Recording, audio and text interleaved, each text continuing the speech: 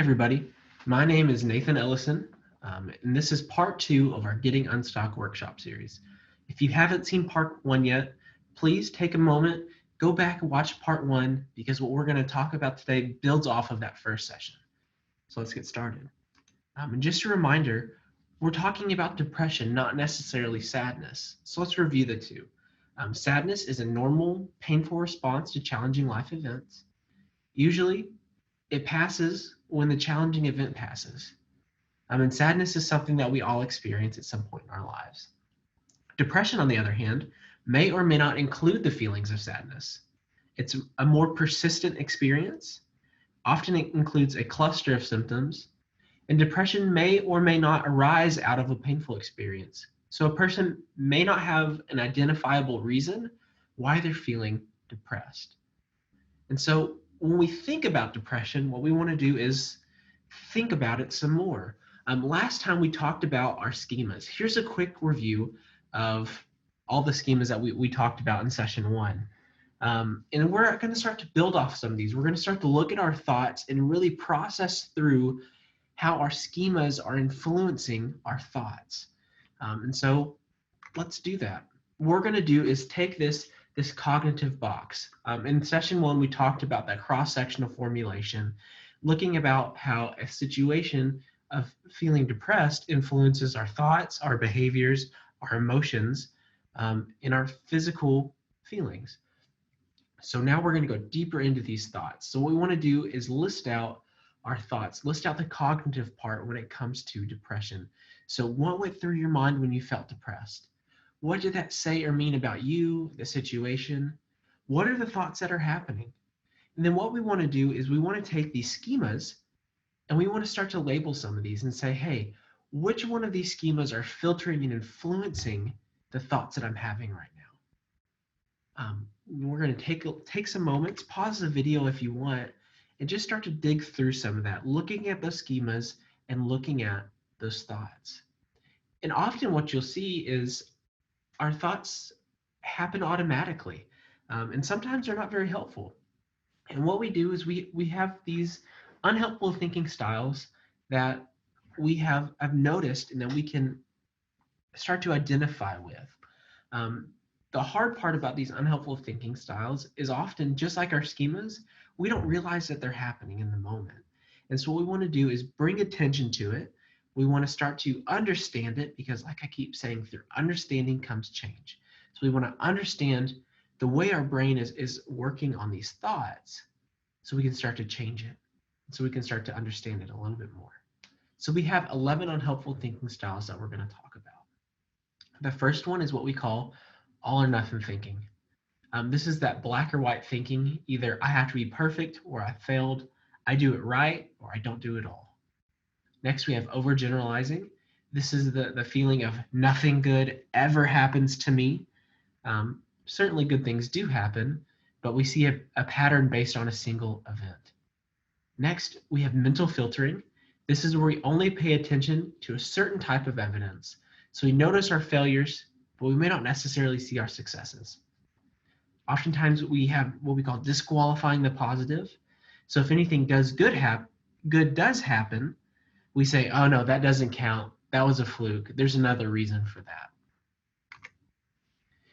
We have what we call jumping to conclusions, where we either mind read, so we imagine to know what other people are thinking, or we do what we call fortune telling, and we try to predict the future without seeing all of the evidence. Next, we either magnify, or what we call catastrophizing, or minimize. So we blow things out of proportion, or vice versa. If there's things that are big and significant and we should pay attention to them, we make them seemingly small and insignificant. Next, we have what we call emotional reasoning, that we use our emotions to dictate our logic as opposed to letting our logic dictate our emotions, that we assume because we feel a certain way that must be true.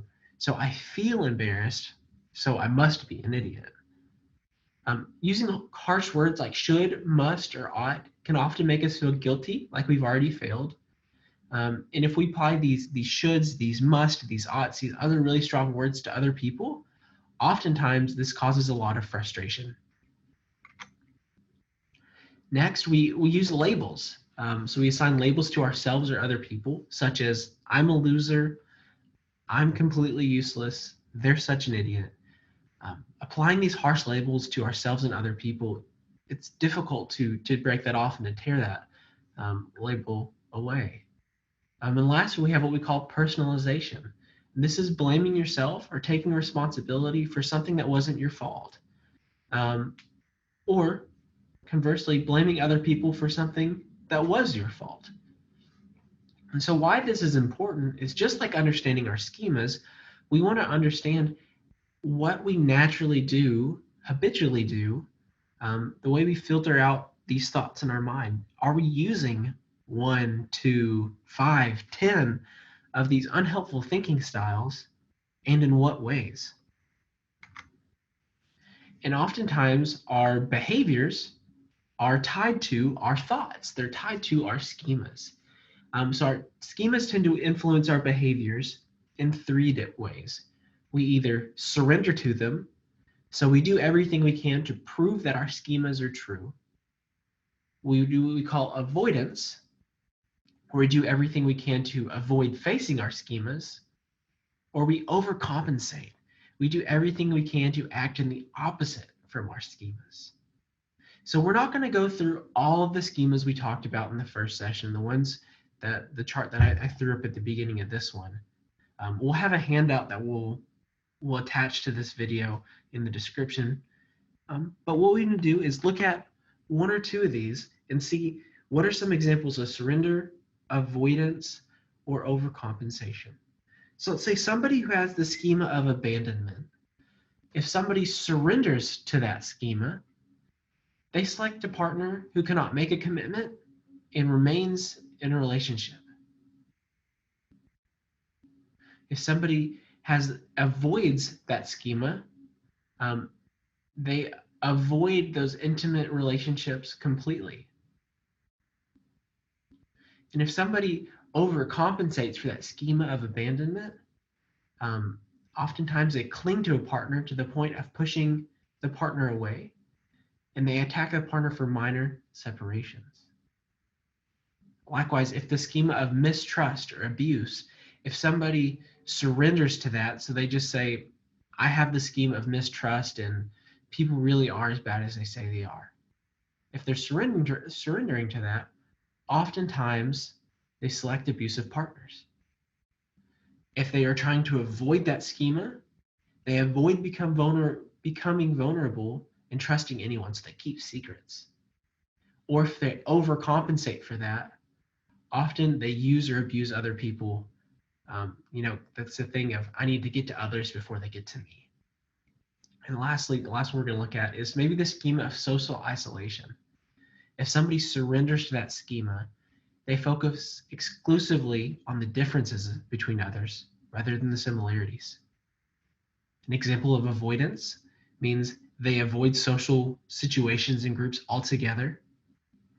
And if somebody has the schema of social isolation, they're trying to overcompensate for that, oftentimes this person becomes a chameleon where they try to fit into different groups. So they might act one way with a certain group of people and another way with another group of people. Like I said, we have a complete list of those we're going to give you in handout form. But what's important to realize is our unhelpful thinking styles and the way that we interact and surrender and avoid and overcompensate with our schemas often comes from habits.